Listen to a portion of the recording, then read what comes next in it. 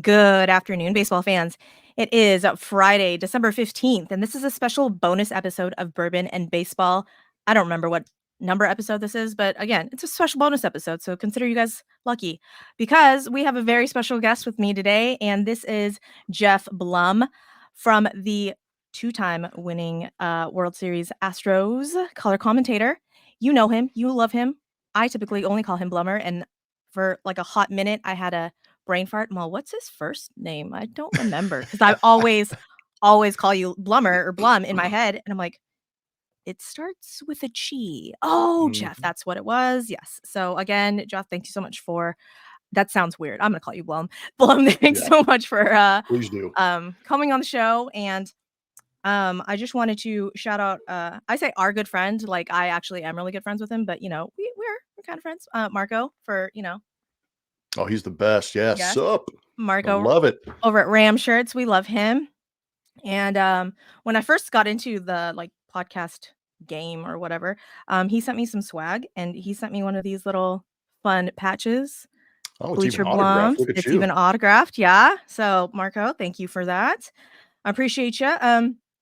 So Blum, I know you are super busy with a house full of kiddos again. I know that they've all come home now. So I just want to first shout out Corey because bless her for having the first kid and then being like, oh, okay, triplets, cool. Let's do that. Let's have that on.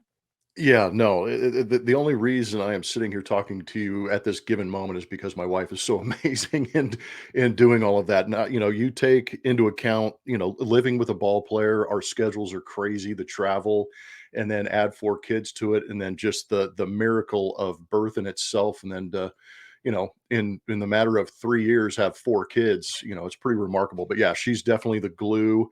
She's the rock, whatever you want to call her. But yeah, she's the superstar in the family for sure. Bless her. Before I go further on into the show, typically I give the warning. Since I have, I'd say somewhat famous guest, I'm gonna keep it like a PG-13 episode. Normally it's a rated R episode, but I don't want to offend people that are coming to the show. Well, Um, son of a bitch. All right. yes, Blum, I knew we were gonna be friends. Did we just become best friends? Yes. Okay, cool. Yeah. Um, so again, guys, if that, is not your jam, because like I said, typically there are multiple four-letter words that rain down upon the show. If that's not your jam, then I'd probably turn this off. But that's not for me to judge. That's for you to judge. So with that said, we're just gonna jump right on in. Blum, as I was doing the research for this episode, and this is why I shouldn't do the research because I try and be smart. And I was gonna say like 13-year veteran, and then I was like doing the math. I'm all just kidding. It's not 13. It's 14. Isn't it weird how that adds up though? Because It's because I yeah. started in 99, finished in 12, that means 13, right? Y- But it actually ended up being 14. But to do even more intricate math, I was actually a month short of completing a full 14 years. So technically it's 13 and change. Okay. So I don't feel as dumb as I thought because again, No. listeners to the show know that this is not a math pod and I'm not that Asian, so they wouldn't be surprised if I got the math wrong. But new viewers may be like, Suzy, that's not it. So yeah, Yeah. 14-year veteran. And you started off with the Montreal Expos. And like I said, as I was doing the research, I was so surprised to come to find out that you played with Vladdy Sr. Oh yeah. No, Like Vladdy Senior and I go way back. I played with him in Double A.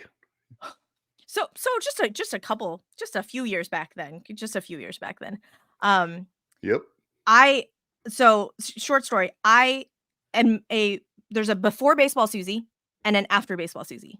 After baseball Suzy comes at 2018. I became a baseball fan in 2018. So pretty much anything before 2018, I'm just like this big black hole of knowledge, and I don't really know much about baseball before. Mhm. And so when I was looking at that, I'm all, hold on, whoa. What? And so then I had to go look and see all of the other kind of like rosters that you were on.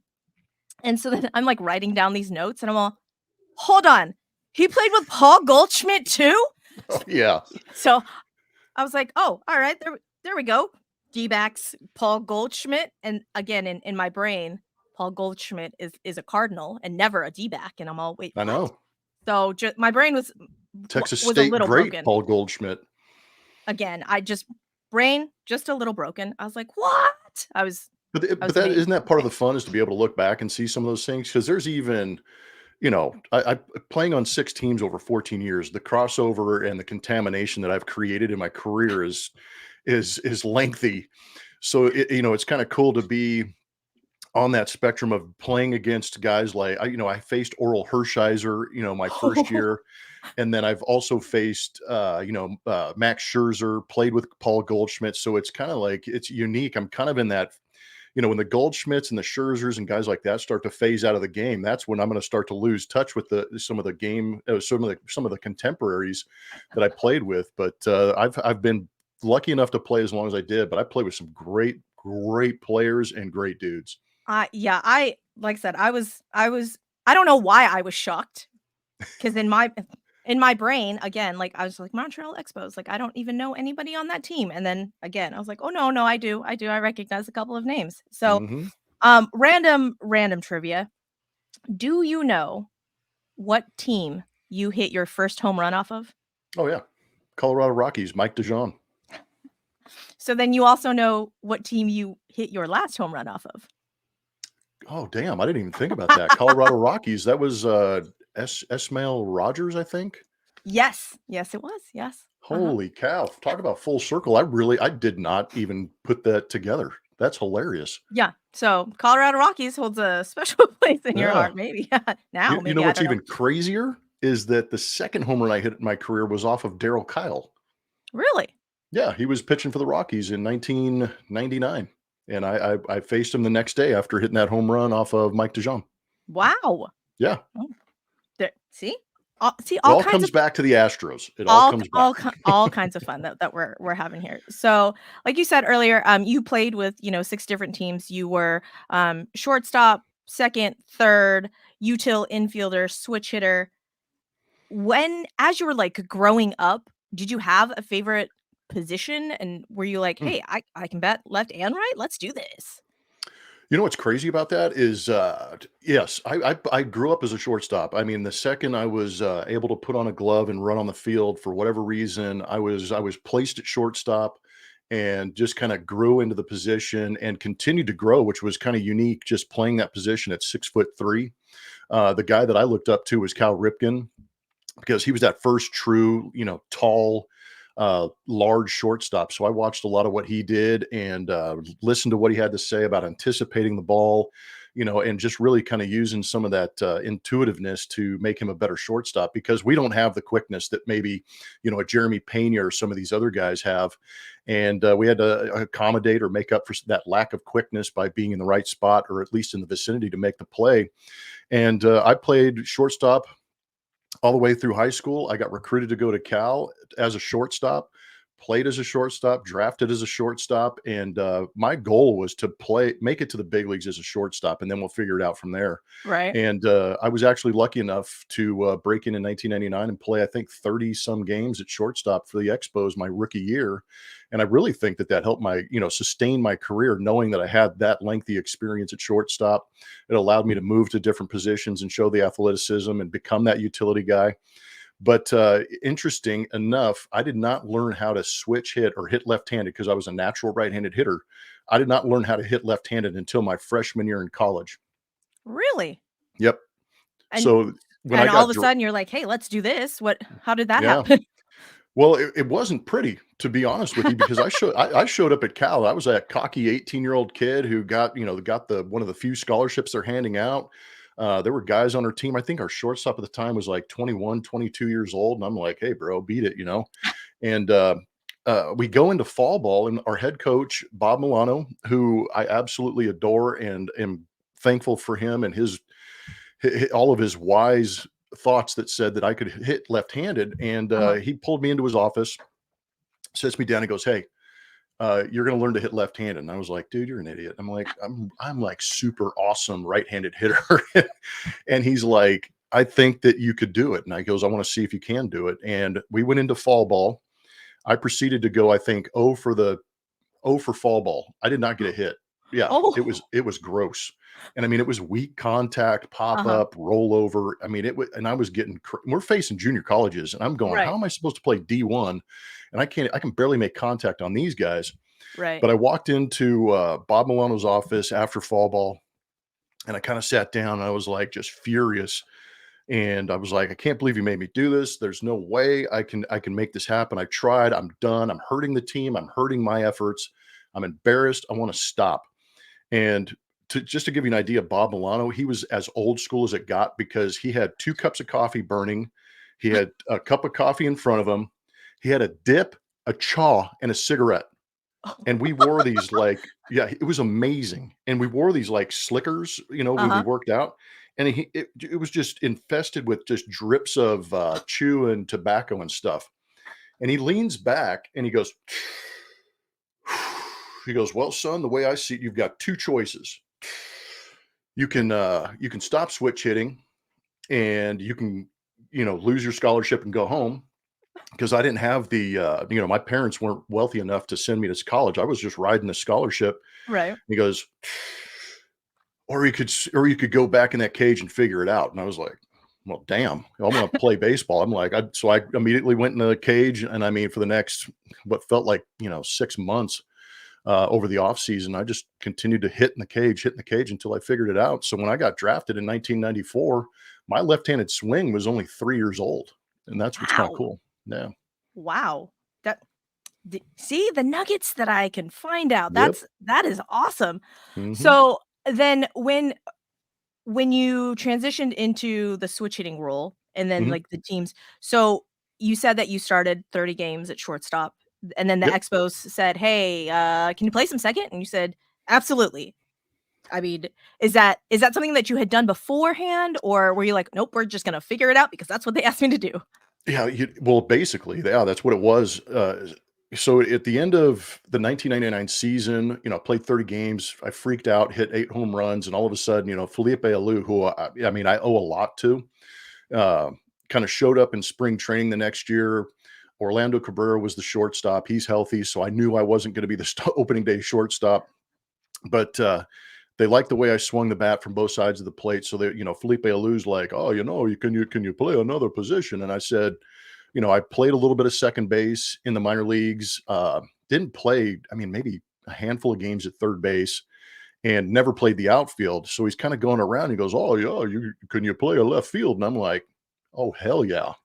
And I mean, if I were Pinocchio at that time, I would have decked him right in the forehead with my nose because I was lying straight to his face because I wanted to be on the team. Right. So it kind of worked out in that sense that I became Marwin Gonzalez before Marwin Gonzalez even existed. So that became my role from there on out, the rest of my career. That's awesome. So I know on various other shows and during the broadcast at UNTK, you guys have talked about like how many gloves you actually had. And now, so again, before baseball Suzy, after baseball Suzy, I wasn't aware that there were Mhm. different like I knew that, the catcher obviously had a different glove and I knew like first base had a different glove. I was not Yep. I was not aware that there were like outfield gloves and infield. I was like, "Wait, hold Mhm. on, what?" And my husband just laughed and laughed and laughed and laughed. And he's like, "I don't know why that didn't occur to you." I'm all, "I don't who am I? I don't know these things." Yeah. So how many gloves did you have to carry with you at a time? Um, it ended up being quite a few, and being a switch hitter, I was kind of arrogant in the equipment department because I wasn't going to do the double ear flap for switch hitting. I was going to do the left-handed helmet, the right-handed helmet because I loved, the one ear flap was so Uh-huh. big league to me. I was like, dude, I'm going one ear flap on each side. So I had 2 helmets. I had a first baseman's glove. I used a different glove at third base than I did in the middle of the infield because I grew up playing with a really small glove at Uh-huh. shortstop just because I felt like I had a better feel and it made me a better player. So I used the same glove at shortstop and at second base. And then I had a bigger glove for third base. And then I had an even bigger glove that probably wasn't as broken in as my other gloves for the outfield. So I had 4 gloves that I consistently traveled with, but I would travel with 2 gloves for the middle infield. And then eventually later in my career, I traveled with 2 third base gloves just because I needed a backup. Oh, There were times where, the webbing would break or a string would snap and you're like, oh crap, now what? So It would be I think eventually I started traveling with about 5 gloves just to be safe. Wow, Mhm. that's awesome. So Oh, I was the emergency catcher when I was with the Astros in 2008, 9, and 10. So I had, like, a gear bag too, and I was like, thank I only put that on once, and I didn't play, thank God. I I did was not not wanna catch. I was not aware of that fact Mhm. Yeah, either. that was another one where, oh my gosh, I can't remember the, manager at the time, but he's like, "You can catch, right?" And I'm like, "Uh-huh." Totally lying. I Absolutely. did not wanna be back there. You're like, "My Yeah. knee." I say yes, my knees, however, Yeah. not great fans of that, Yeah, this so corpse is not agreeing with my mind right now. that's so funny. So, um, I know that you came into, like, the Astros universe in your playing career, um, before or after you got a statue erected to you by the White Sox, Blum? Well, there's a famous quote in 2002, and it might have been March 13th or 14th, because I got traded from Montreal to the Astros in, March 12th of 2002. And, one of my first quotes in the Houston Chronicle was, "Yeah, welcome to the Astros, what's it like?" And I said, "It felt like getting I got called up for the second time." Because I went from Montreal in front of, 2,000 to 5,000 people a night in an empty stadium to a team that was contending for the National League Central for so many years. And I was like, dude, all of a sudden I'm competing. And it truly felt like I had gotten called up again. I got traded for Chris Truby in that trade. So I really, embraced the opportunity to be around Bagwell, Biggio, Shane Reynolds, Octavio Dotel, young Morgan Ensberg, Adam Everett, I mean, all of them. Billy Wagner. So I was kind of in awe of what was going on. Instead of competing against them, I was with them, and it completely changed who I was as a player. Mhm. Um, because it was selfish in Montreal because we weren't winning, and now all of a sudden it became more team oriented, which was great. And 2003, we break camp, and I'm the opening day third baseman for the Astros. And Jimmy Williams puts me, Biggio, Blum, Bagwell, Berkman, and I'm like, holy crap, this is happening. And it was a blast. But I eventually got traded away to Tampa Bay for Brandon Backey, and yes, 2005 happened, and yes, that they decided to honor that home run. And it was a little interesting when I got the phone call from my agent in 2008, and they're like, "Hey, the Astros offered you a really good contract," and I'm like, "Wait, what?" Hold on, do I'm like, "Are they they sure?" That's so funny. Yeah, so I'm gonna keep referencing the before baseball Suzy because when they had started talking about the White Sox and all of this stuff, they had referenced this home run. I'm all, what home run? What are we talking about? And my husband's like, 2005. Go look it up. I'm all, Yeah, oh, yeah, okay. with the numerous expletives behind it, I'm sure. Yeah. I was like, what? Okay. And so then I look it up and I'm all, you shut up. I was like, that game was that long? And he's like, mm-hmm, yeah. Goes, yep, mm-hmm, yep. Up I'm all, until Game 5 of the 2017 World Series, it was the longest game in World Series history. yes. Yeah. And I was like, hold on. That's why he has a statue outside. And he just my husband starts laughing because he is of this era of the Astros, the Biggio, the Mhm. Bagwell.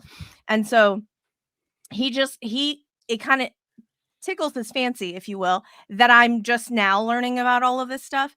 And he died laughing when I saw and watched the YouTube clip of you hitting that home run. And then I was like, what? And so, like I said, doing the research, I had read an article about the entire experience and how technically you weren't supposed to come in. And I was like, Mhm. what? So Yeah. I wanted to make it a point and ask you about that. Like, were you just like, okay, you know what? It's training's gonna kick in and muscle memory. Let's go. 100%, because I hadn't had an at bat for 21 days. So it was a lot of, facing our bullpen guys and trying to, do game simulations. I altered my swing about 15 times in that span, but we got to game 3, and this is still in the, in the when the pitchers were hitting era. Right. now that we're in this universal DH, this probably would have never happened. So we get to the National League ballpark and the National League rules kick in. So me, Pablo Ozuna, Willie Harris, and Chris Widger are the four guys on the bench, and we all knew this was a real opportunity to get in these games. So we were, from the fifth inning on, we were ready. And all of a sudden, this marathon happens where the teams are going back and forth. White Sox take a lead, Astros tie it up, and it was just kept going back and forth until the ninth, when it just kind of stagnated and moved on into the 13th inning. And in the 13th inning, Tadahito Iguchi, our second baseman, was hitting third that inning, and I Bleav our pitcher was had to be hitting sixth. So Ozzie Guillen, who I know people are always amazed when I say this, but I love the guy. I loved playing for him. I love the dude. I mean, we have a phenomenal relationship, and I played against him. He was my third base coach in Montreal, and he traded for me that year. He specifically called the Padres and asked for me, and I think it was because of that relationship. So he comes down screaming and yelling, and he looks at Pablo, and he's like, "Pablo, if Gucci makes the last out, you're going to second base on a double switch." He'd call me Bloomy. Bloomy, if we get to the pitcher, you're going to pinch hit. And I'm like, perfect. Elbow guard, shin guard, batting gloves, taking my hacks. I'm ready. Watching the game, Gucci, I think, strikes out. They call him in, and I'm like, well, shit. Well, shoot, that might have been my only opportunity to get in the World Series. And I'm kind of standing there taking my batting gloves off. I don't know where my gloves are because I didn't plan on going in on defense. And Ozzie literally looks and he goes, "Bloomy, second base." I was like, dude, what? You're like, that's not the plan.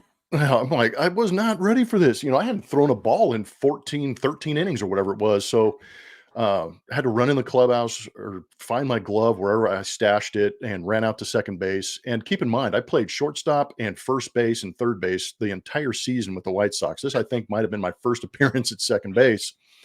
And I get a pop up that inning, and it was I was like, dude, I actually I made an out in the World Series. Yeah.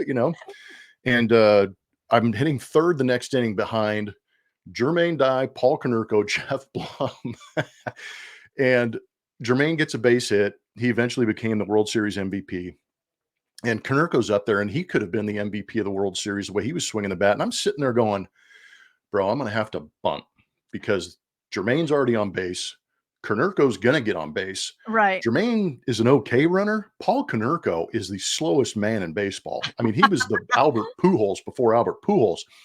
And I'm like, how am I going to lay down this damn bunt? I haven't bunted in years. And so I'm taking my fake practice swings with no intent because I'm like, dude, I'm going to have to bunt. I'm panicking. Konerko hits a rocket to third base, and Morgan Ensberg backhands it. Vizcaino came in on a double switch to get Biggio out of there. Vizcaino turns this it was magical. It was almost like the ball never hit his hands. It just kind of redirected and went to first base, and they got a double play. And, the dugout's like, oh, and I'm like, yes. Well, so now you're up and you're like, wait, all right, now I got 2 outs. Crap. Yeah. I was like, okay, I don't have to bunt. And, the realization that this might be my only at bat in the World Series, I said, I'm going to take a pitch. Right. It was a fastball away outside. I said, okay, I'm going to take until he throws me a strike. Next pitch is out of the zone 2-0. And I was like, oh crap. I go, I'm going to get a pitch to hit right here. And I was kind of thinking up the middle the other way because I had Aaron Rowan, Joe Creedy behind me. I'm like, just get on base for those guys. Right. But if you watch the replay, Brad Ausmus was set up like almost off the outside corner. And you just gradually see his hand come across to the inside corner of the plate and just drop the barrel. And, history was made. And off you go. And World Series history, obviously. So now, do you get free drinks anytime you go back to Chicago, Blum? Yeah, I get good seats, and most of the bars that I go to or most of the restaurants. If I'm like, or if I really want to do it, I'll put on the ring and just kind of put it on the hostess stand and be like, hey, could I get a seat? But there's particular spots around Chicago that I know that I will get some preferential treatment. I don't get treated quite as well as I do here in Houston. Houston has been phenomenal for me in the last 11 years now. Oh yeah. Oh yeah. Well, we love you here. And now, so after that, you bounced around a little bit. You Mhm. you signed a couple of 1-year contracts. with the Padres, and then back to the Astros you go, and then after the Astros, you were with the D-backs. And then at the end of your playing career, you signed on to be the color commentator for the Houston Astros pretty quickly after that. So like Amazing. when you were released, were you like, okay, let's do the color commentary thing? Or what was your life plan at that point? Panic. I've got 4 daughters, it's like I've got this massive family to take care of. I did well enough in baseball to provide, Right. but I knew at the same time it wasn't going to last me forever with 4 girls. I knew it was going to take a lot more work and I'd have to stay a little more involved. But I had some conversations with guys like Mark Loretta, Brad Osmus. Um, there were a couple other guys. I talked to both players that were in the game, out of the game, and I was just kind of like, why aren't you in the game? Why did you stay in the game? And every one of them, even the guys that said that weren't in the game as far as front office, coaching, scouting, um, media, every one of them they said, stay in the game if you can, because once you're out, it's hard to break back in. And Right. you may not go to the level you want. You will have to work a little bit harder. So in July 8th, I think I got released July 18th of 2012, and the Diamondbacks fired their play-by-play guy. Mark Grace got his second DUI, so they fired him. And so they were scrambling to find people to cover games in September, and they had 2 open dates. My agent calls me. He's like, "Do you have any interest in this?" I'm like, "Well, I'm not doing anything, and they're paying me, so I'll just see how it goes." And proceeded to do 2 games for the Diamondbacks on the color side, and that was kind of my demo reel. In the off season, that's when you kind of hit that panic mode. You're like, "Okay, Mr. Agent Man, I need you to hook me up." Right. I'm calling people I know. I'm calling people. He's calling people he knows. We're talking coaching, scouting, front office. I'm like ready to do anything. Right. And as timing has it, Jim Crane takes over the Houston Astros. He gutted the radio side because Milo, is getting older, retiring. They got rid of Dave Raymond and Brett Dolan on the radio side. Uh, Jim DeShays left for the Chicago Cubs, and Bill Brown was pulling back and was only going to do home games. So basically, there were 2 spots on TV, 2 spots on radio, and my agent goes, "Hey, there's interviews right now for the Houston Astros." I'm like, "Dude, put me on a plane, get me over there. I Let's don't know if go. I want to do this. I don't know how to do this, but I think if I just get my name out there and says that I'm available, maybe somebody will pick me up." Right. And a lot of people don't know this, but that interview for the job that I have now was 4 hours. 4 hours. That's And it that's was like a this that's a little intense. clandestine. Yeah. And I got off a plane from California, and I was like, I have no prep, no nothing. And I was going in expecting to know everybody. And Jim had gotten rid of most of the front office and stuff. So I was like, I don't know who that guy is. I don't know who you are. And I'm just like meeting people for the first time. And it was really kind of clandestine because I kind of saw Steve Sparks through like a crack in a door. I was like, "Hey, Sparky," and but I had no idea who was interviewing for this job. And I go in, I meet with Bill Brown, I meet with directors of broadcasting, I meet the radio president, I meet the president of the team, George Postolos at the time. I'm meeting with scouting director Mike Elias at the time. I'm like, what am I doing here? And they're asking me, analytic questions. I felt like I was going for the managerial job. I'm like, buckled up, ready to go. And I get done with George Postolos, and everything went really well. And he goes, "Okay, you got one more stop." And they take me to Jim Crane's office and drop me in there. And I'm like, holy crap. I'm like, I'm going to meet the owner of the damn team right now. You're like, wait, no one told me about this. No one No, prepped me and this. I'm sitting there. I'm like, oh, dear God. I'm like, dude, this guy's like a billionaire. He just bought the team. And now he's like, who's this schmuck in front of me trying to be on my TV broadcast?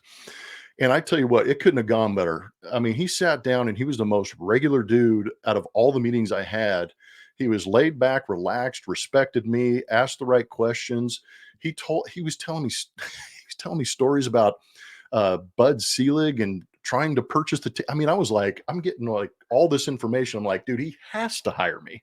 I know too much now. But You're you know, like, it "I went didn't really sign an NDA before I came in here, did I? Wait, hold yeah, on." I know, little did I know, yeah, that was probably they probably had, like, laser tagged me on the way out going, "Okay, if this guy talks, we know who it is." Um, but, you know, a month and a half later, George Postolos called me and he goes, "Hey, you know, we have a proposition to make. Not sure if you're interested, but we wanna hire you, but it's only for half the games." And I was like, making the transition from playing, you know, basically the last 25 years between the minor leagues and big leagues, you know, for February to October, and now you're telling me you're gonna give me a job and I only have to work half the season? I was like, "Dude, I am in." You're like, "Let's do it." And, yeah, you know, mama was happy, the bank account was happy, I was happy, and, you know, thankfully in 2017, Reed Ryan, who I owe a lot to also, Reed Ryan sat me down in the winter meetings in San Diego that year and kind of goes, "You know what? We're thinking about going in a more permanent direction and we want you to be a part of it. Would you be willing to move to Houston?" And I mean, I probably should have asked my wife because it was kind of like one on one over a beer kind of thing. And I was like, "Dude, yeah." I go, "I'm in." So So at that that's how we point got here. were you in the between the 2012 and 2017, you were still living in California doing Oh, yeah. I was Oh, commuting. I wasn't Yeah. aware. I thought So that when you the had t moved here. Okay. yeah. So when the team was in 13, 14, 15, 16, when the team would travel on the road, I would meet them. Now, this is their first, you Gotcha. know, that was the first time they were in the American League West. So I would fly up to Oakland, hitch on with them, fly around. And when they went to Houston, they flew me back to California. Gotcha. Okay, so you were saying again, before baseball, Susie. You said that Milo was still doing the home games? No, No, Bill Brown. Bill Brown. There we go. Bill Yeah. Brown was doing the home games, and you were doing the away games as the color Yeah. guy. Yeah. Okay, So Bill Brown's last season, I think, was 2016. And then they hired me full time, and I got to do auditions, but you know, leading up to hiring Todd Callis. gotcha. Oh, Yeah, wow. All right then. So you and Todd Callis, side note, FYI, has one of the best voices ever. Like, he is. just He's unbelievable. chef's He's kiss. yeah. No, he is spectacular. He's the reason I'm somewhat decent because of him. Okay, well, so then I have multiple more questions, obviously.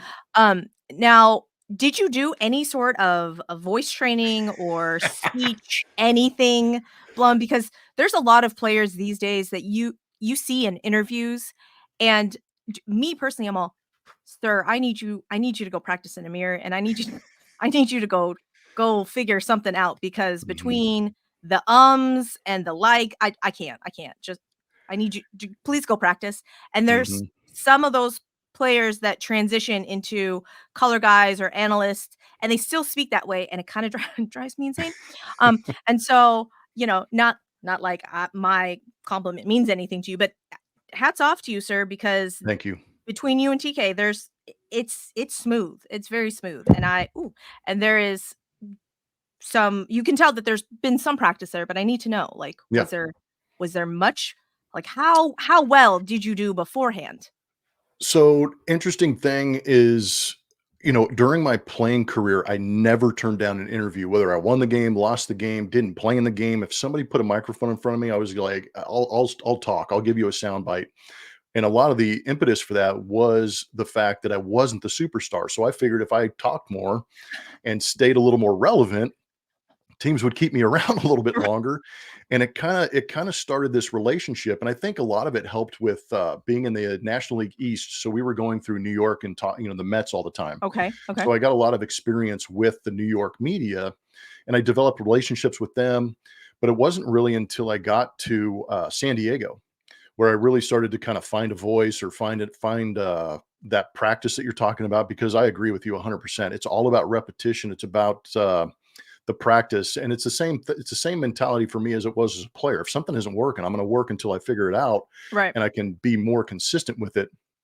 So in San Diego, I got a lot of opportunities. I had about a 45-minute drive from the stadium to my house when I played for the San Diego Padres because I was living at home.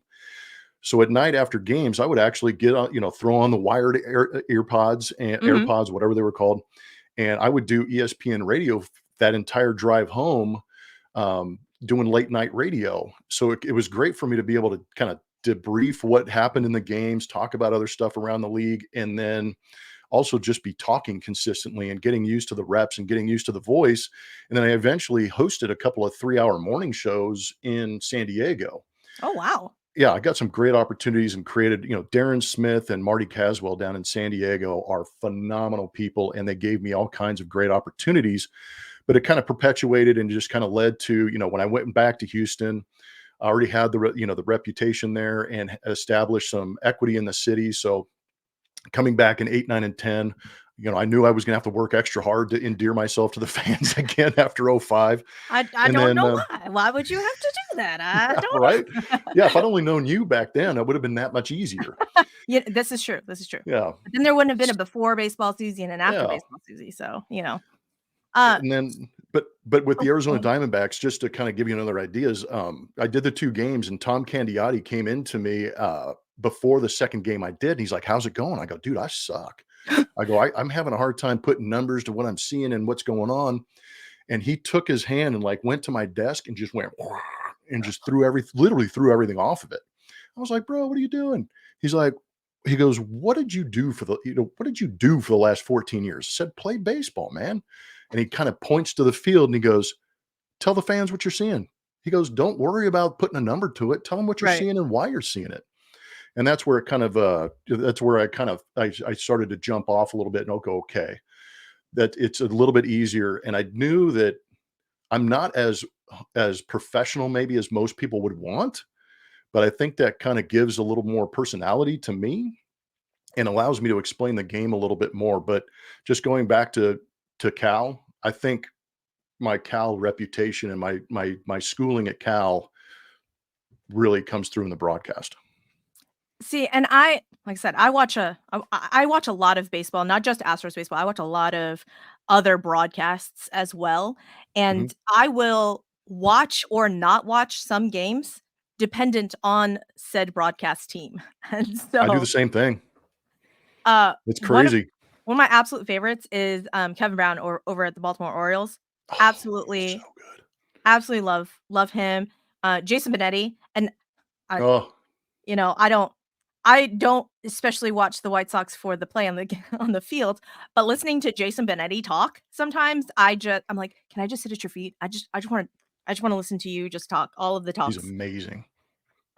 But then, conversely, I will not watch a Blue Jays home game broadcast, and I feel so bad, and every time I try, I was like, I can't." My husband's like, "Why not?" I'm all, "Listen to the I can't." And it's I'm all, "I can't, this is why I can't watch old-timey baseball, broadcasts, 'cause this is I this know. is this is what what I hear." And my husband just shakes his head and he just laughs. Um, but I'm super particular on the timbre of voices that I listen to as well, and surprisingly enough, I will listen to Michael Kay talk about the Yankees just because I like the timbre of his voice because 'cause I'm Mhm. weird, and but then also learn little nuggets about Yankees games. I'm like, "I don't really wanna know this, but I kinda do because I wanna listen to Michael K's voice." But, um, between, like I said, you and TK, and does TK go into his, like, radio voice? I assume that his his broadcast voice is not his normal everyday voice, right? It goes No. a register below. Yeah. I mean, I learned what projecting your voice was when I met TK. I mean, Bill Brown is the utmost of professionalism and Right. being a professional broadcaster. He's amazing. So I got the chance to sit with him and call games with him. And now I've got a guy next to me who has obviously the pedigree with his dad being a legendary Hall of Famer. And now TK's kind of moving in that same direction or that same arc. Mhm. But it is funny on the golf course. TK, TK is just kind of hanging loose. Right. The voice pulls back a little bit. We talk, we banter. Our voices squeak, they crack. You know, but the second and well, in between innings, it's even that way. We just kind of pull back a little bit. Right. But if he has to read a billboard or one of the promos that we have, all of a sudden it's just like, ladies and you're like, damn, bro, because he's not a big dude, and all of a sudden this voice is just whoosh, it comes out there. But yeah, he can definitely turn it on when he needs to. That's awesome. I have a photographer friend that's a DJ radio DJ in Louisiana, and he does the same thing. And so talking to him just normally, I go, Mike, I thought you told me that he was a radio DJ, and goes, he is. I go, that's not a Yeah, you're that's like, this doesn't make any sense. yeah. And he goes, okay, hold on. And he's like, Ken. He goes, what? He goes, do it. And then he's like, oh, and he just busts out into this mall. Wow. That Hmm. is a whole other person. And he starts laughing at me. He goes, "I don't know why that's surprising to you." He goes, "You have a customer service voice." I'm all, "Listen, I'm aware that I have a customer service voice, okay, but that's neither here nor there. We're not talking about that." Hmm.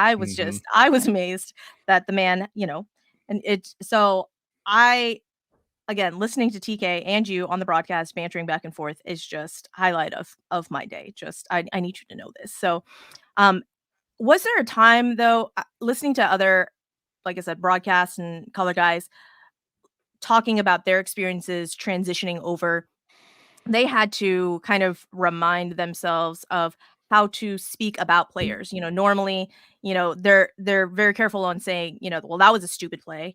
That's not what you want to say, obviously. So was there a time when you had to learn how to like transition and say something in a more like professional manner and Hmm. as if like, oh well, I bet you he wished he could do that over again or something like that. Is there at what point in your broadcast career, I guess, did you kind of make that transition? You're like, "Yeah, no, I know how to do that really quickly."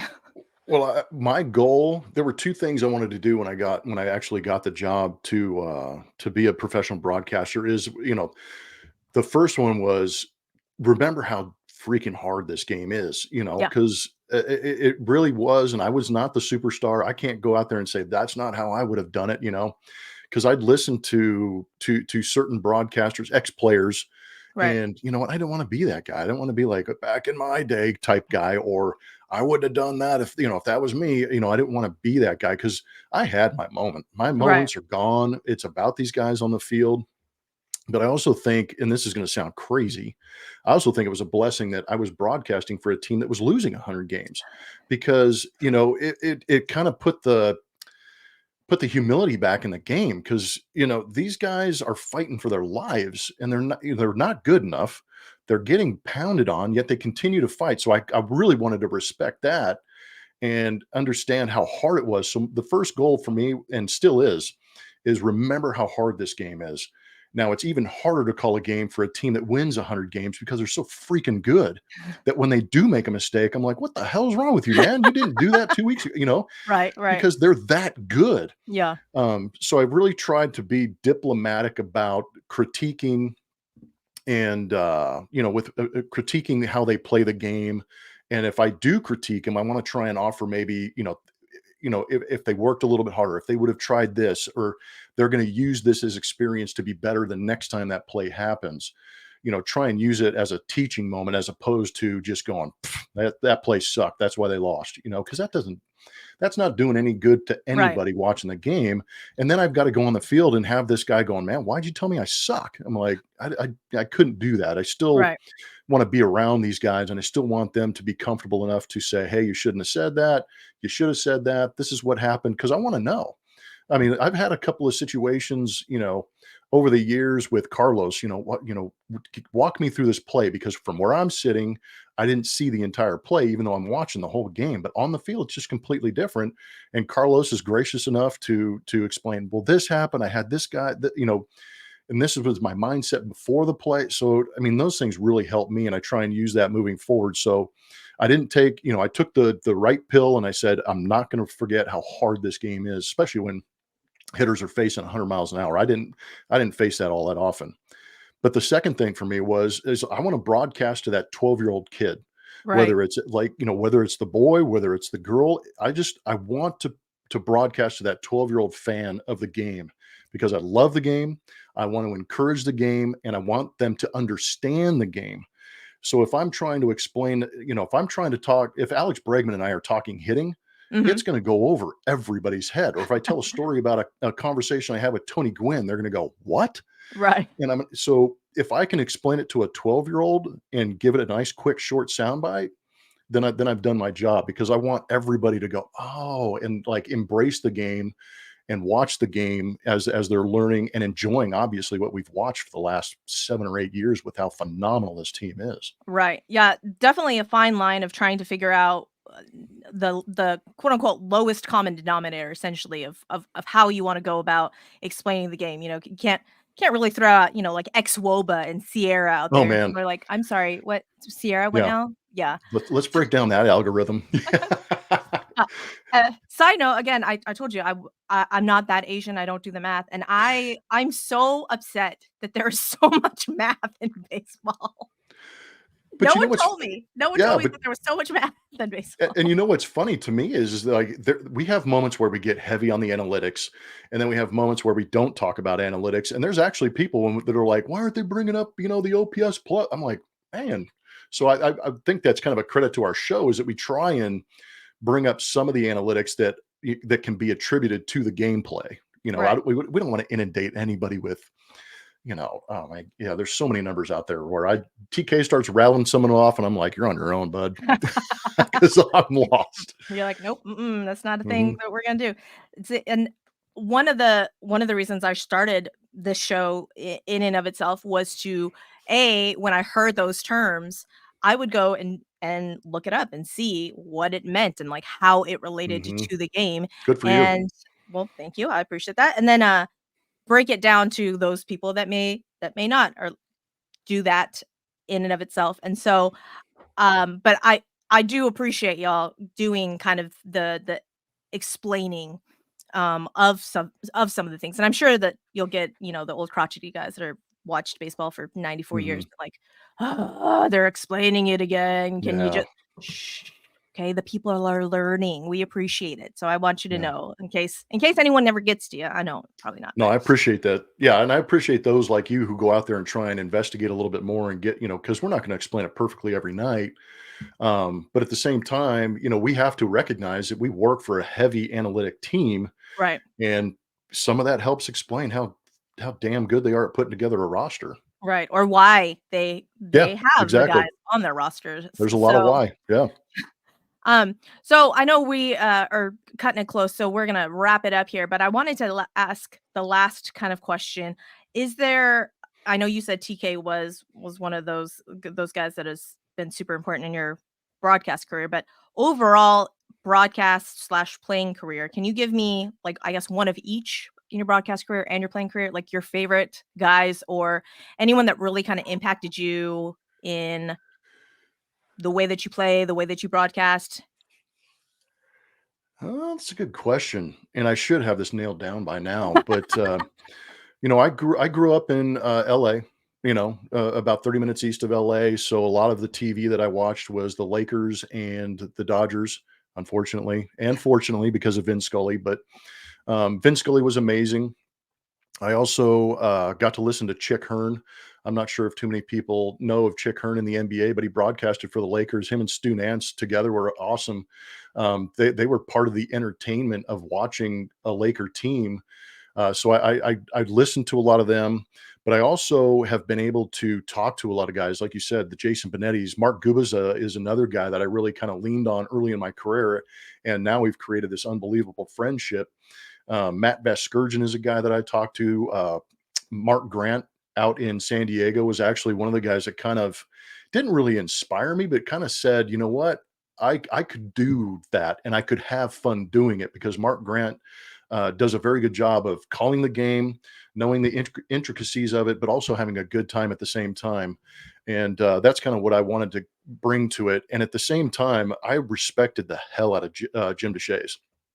And it was a little fearful for me when I got the job going, oh my gosh, I've got to replace Jim freaking DeShays.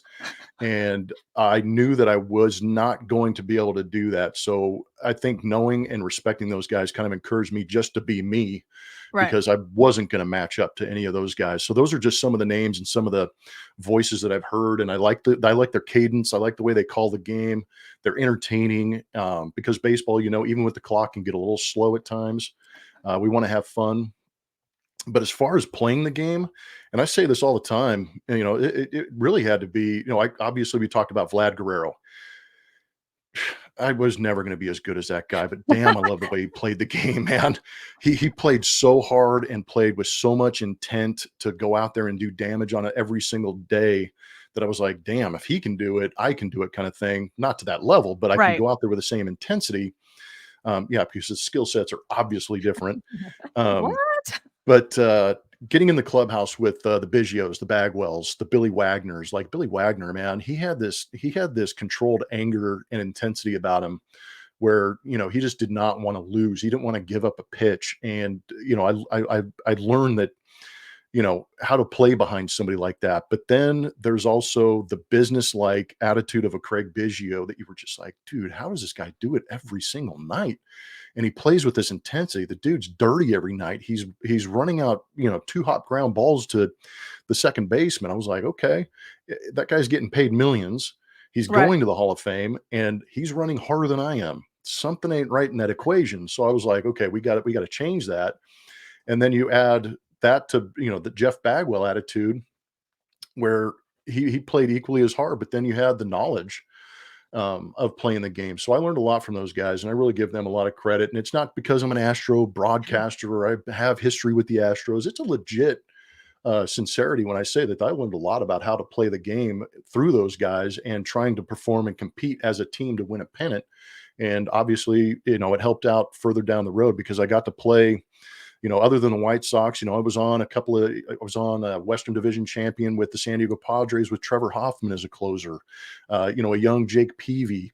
And then I go to the Arizona Diamondbacks and I meet a young Paul Goldschmidt. We win the West in 2011. So I recognized a lot of greatness in those the teams that I played past the Astros because of what I saw in the Wagners, Biggios, Bagwells. That's you're just dropping bars over here, Blummer. I can't. I don't even know how to You bring follow out the that up. best in me. Multiple people have said no, I'm just kidding. Yeah. Imagine if Um, we did have that bourbon sitting right here to get that much better. if it wasn't Friday afternoon, Blummer, I'm just saying, like, we may Mhm. have to do this. I'll have to get you all back on and maybe like at a nighttime and Well, we all love Astros After yeah. Dark, and that's when the real broadcast starts. That is true. That is true. Maybe we can get your bum from Adam Clanton on here. Yes, I am calling you out, Adam. No, I'm just Do kidding. it. I love Adam. My husband and he know each other really well, and so it's so funny because Adam actually like knows who I am. If he sees me in person, he will come say hi to Oh, that's me. awesome. He's Um, good. I love him. We've become great friends. love Adam. We have been Facebook friends for I don't know how long, and that does age me, I know. But he just recently followed the Instagram, and I told Mike, I go, I'm a little salty right now that I have known Adam for this long, and he just now followed my Instagram, Yeah, what's he been waiting for? and he still hasn't followed my Twitter, and now I'm really salty about Adam Clinton. And so Mike's over there like texting Adam about this, and I was like, you tell him how salty I am, okay? So I that's like it. I'll yeah. remind So him too. thank you. I appreciate that. My quote unquote love letter to Adam Clinton. Every time I give him shit about loving Teresa more than him, everyone is like, why are you who are you? Like, That don't I worry about think it. that's why we get along so well is because we have very public jobs and we feel like we're very good at them, but at the same time, we're secondary to our wives. Yeah. So we kind of have Yeah. this second place club that we hang out in. But see, but you're aware of the fact, and that's always a good 100%. start. So 100%. well, Blummer, I know lots of people know like where to find you on the socials. But maybe I don't know, maybe they don't know that you have, a podcast. You have two podcasts. So why don't you go ahead and, promote those just a little bit? Yeah, I've been slacking a little bit on the podcast side of it, and my buddy David Tuttle, that works with me on the Bleacher Blums podcast, continues to let me know that we should be recording a podcast. So hopefully, after this holiday break, we'll get together and get that going again. And there's also one on Bleav, the Bleav Network, which is Bleav in Astros with Jeff Balke, and that's just strictly 100% Astros. Whereas Bleacher Blums is a little more wide array and good time. But those are the podcasts. And then, of course, I've cornered the market on at Blummer27 on most of the social media. So if you're ever searching me out, just type in Blummer27 and it should pop up. Good follows on all of the socials, and we'll put all of those links in the show notes and Thank description. you. Again, Blum, I appreciate you taking the time out. I know that, like I said, the holidays are here, the girls are home, and again, shout out to Corey for being a mom of multiples. Because as a fellow, I have twins. I have identical Oh, twin good for girls, you. How come I didn't and know so that? yeah, I have identical twin You girls. know, I Hmm. mean, we went from, we were a 2-on-1 to zone defense. Yeah, Dude, good for you. That's awesome. Boy, yeah. girl, oh boy, what do you got? Identical twin girls. Identical Oh, twin that's girls. awesome. Yes. So they That is are awesome. they are a hot mess, and How old? Sorry. 8. Well, they'll be 9 in May. So they Oh, they are man. quick to remind me that they are 8 and a half. Yeah. Mom, Mhm. we're 8 and a They're half. coming into Oh, their own, yeah. excuse me. I'm so sorry. I apologize that I did not put that half. I was like, because when you get to my age, you don't put those halves in there, baby. And they're I'm all, with you. oh yeah, because you're old now, I'm all, mm-hmm. You are Yeah. And they're not like, old. they're like, "How old are you again, mom?" And I'm like, 41. And they're all, "Oh, yeah, you're not as old as dad, though." I'm all, Oh, That is true." you just kicked me right in the chin with the 41. I'd give anything to be 41 again. That was Well, m almost a my decade ago. my husband is almost 52, so it's, Okay, so we're yeah, well, I'm on the same pace he is. We're he's good. we have a I have a 22-year-old stepdaughter, so he just started all over again, with the girls, and he's like, "I'm tired. I'm very tired." I'm all, "Mhm, yeah." Mhm. So, again, like, I was only planning on, like, a child, like, in my entirety. We're just one, and God said, Yep. "No, no, we're gonna humble her because we know if we Yeah. only give her 1, she's gonna be You a are way neurotic too bitch." comfortable. We're gonna give you a couple extra. Yeah, let's Mhm, go. mhm. We're gonna give her 2 at the same time and Yep. just humble her to You're no doing end. great. So, but again, Blum, thank you so much for coming on. Again, I Yeah. will have you and Geoff on sometime after dark when we can enjoy some bourbon, and I will try not to make faces as I drink my bourbon. So, I it's not my husband's like, "Why did you name the show Bourbon and Baseball?" I'm all, "'Cause I like the alliteration, leave me alone." It sounds great. Yeah, so all right. So, again, guys, if you like the show, please rate, review, follow all the 5 stars, all the written reviews. We appreciate that.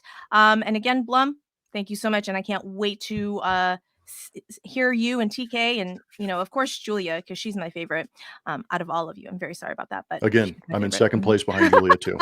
Yeah.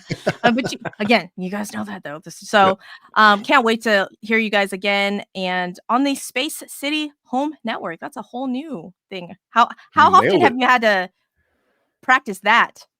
Quite a bit. Quite a bit. Quite a bit. Space Yeah. City Home Network. Yeah. Yeah, that's So gonna take some work. I'm looking forward to listening to you guys on that. Hopefully it's not too much different than it has been. I don't assume that it will be, but No. you never know. So Yeah, just a little inside info. Don't expect many changes. I mean, it's just gonna be the name of the network and some of the logo flies and stuff like that. That's about it. But I mean, luckily you're still gonna have TK, myself, and Julia on the show. But maybe the one thing I don't know if I get yelled at this, but there might be more content, more Astro content than we've oh, had in the past. So you that'll be know, good. we we all love all of the Astros content all of the time. That's Yep. I I will relish that. So I'm looking forward to that. I know that the fans are looking forward to that. And with that, we will say goodbye. And yay, Peace. baseball.